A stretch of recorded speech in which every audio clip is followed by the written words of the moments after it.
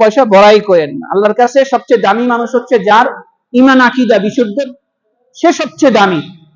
এজন্য আল্লাহ বলছে ইন্না আকরামাকুম ইনদাল্লাহি আতকাকুম, ইন্না নিশ্চয় আকরামাকুম, তোমাদের মধ্যে সবচেয়ে সম্মানিত আল্লাহর কাছে ওই ব্যক্তি যার তাকওয়া বেশি। কি বেশি? যার টাকা পয়সা বেশি ওইটা না, তাকওয়া বেশি।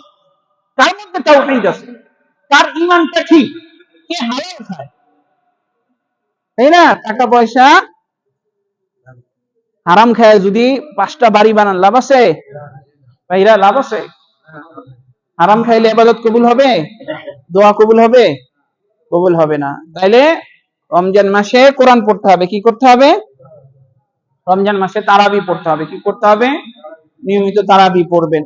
আল্লাহ রাসূল সাল্লাল্লাহু আলাইহি ওয়াসাল্লাম বলেন, যে ব্যক্তি ইমাম সাহেবের সাথে সালাতুত তারাবি পড়লো, মানে কিয়ামুল লাইল পড়লো, ইমাম চলে যাওয়ার আগে সে চলে যায় নাই, ইমামের পরে চলে গেছে সে, তাহলে সারা রাত ইবাদত করলে যেই সওয়াব হবে তার আমলনামায় সেই সওয়াব লেখা হবে।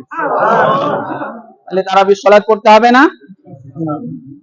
রাসূল সাল্লাল্লাহু আলাইহি ওয়াসাল্লাম বলেন, মান সামা রমাদানা ঈমানান ওয়া ইহতিসাবা গুফিরা লাহু মা তাকদ্দামা মিন যামবিহি, যে ব্যক্তি রোজা রাখবে রমজান মাসে বিশুদ্ধ ঈমানের সাথে, ঈমানান বিশুদ্ধ ঈমান, তাওহীদের সাথে, শিরক মুক্ত ঈমানের সাথে যে ব্যক্তি সিয়াম পালন করবে, মান সামা রমাদানা ঈমানান ওয়া ইহতিসাবা, সওয়াবের আশায়, রোজা রাখলে কি সওয়াব হবে না?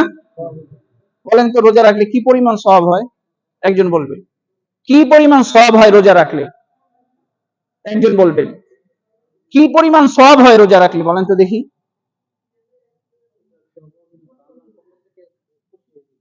হ্যাঁ, কি পরিমাণ সওয়াব? অগণিত। হ্যাঁ, মাশাআল্লাহ, অগণিত সওয়াব। এটার কোনো কি নাই? হিসাব নাই, অগণিত সওয়াব।